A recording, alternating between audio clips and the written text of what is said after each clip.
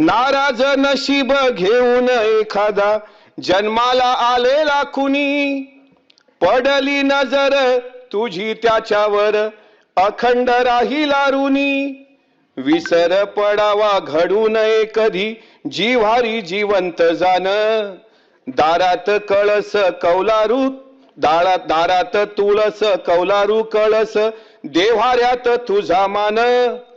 दिनांचा देव्हारा सोडून मोकळा श्रीरंग परतला, माझा आनंद आनंद आनंद हरपला. आणि मला विश्वास आहे की हे गाणं ऐकून दिघे साहेबांच्या आठवणीनं आदरणीय शिंदे साहेब पण गहिवरतात आणि त्यांनी जे दुःख भोगलंय ते त्यांच्या भाषणातून त्यांनी सांगितलंय.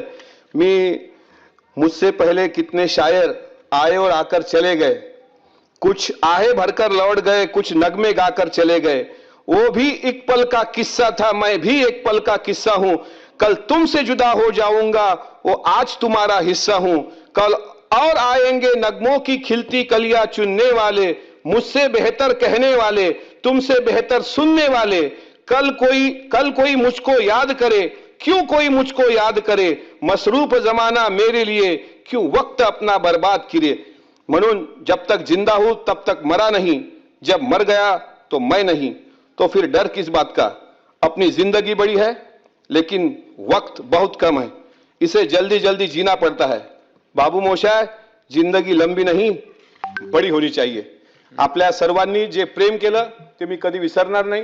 माझ्याकडून जर काही चुका झाल्या असतील, कोणाचं मन दुखावलं असेल, एक गरीबाचं मूल म्हणून मला माफ करा, एका शेतकऱ्याचं मूल म्हणून कधी भविष्यात तुमच्या मंत्रालयात आलो, कुठलं एखादं काम नाही झालं तरी चालल, पण अजित दादांना मात्र एक भाऊ म्हणून तुम्ही शिंदे साहेब, कारण तुमच्या तिघांची जी जोडी होती ती महाराष्ट्राला पडलेलं गोड स्वप्न होतं. दादाला मात्र आपण सर्वांनी न्याय देण्याकरता आपण सर्वांनी प्रयत्न करावा. मी एवढंच मागणं तुम्हाला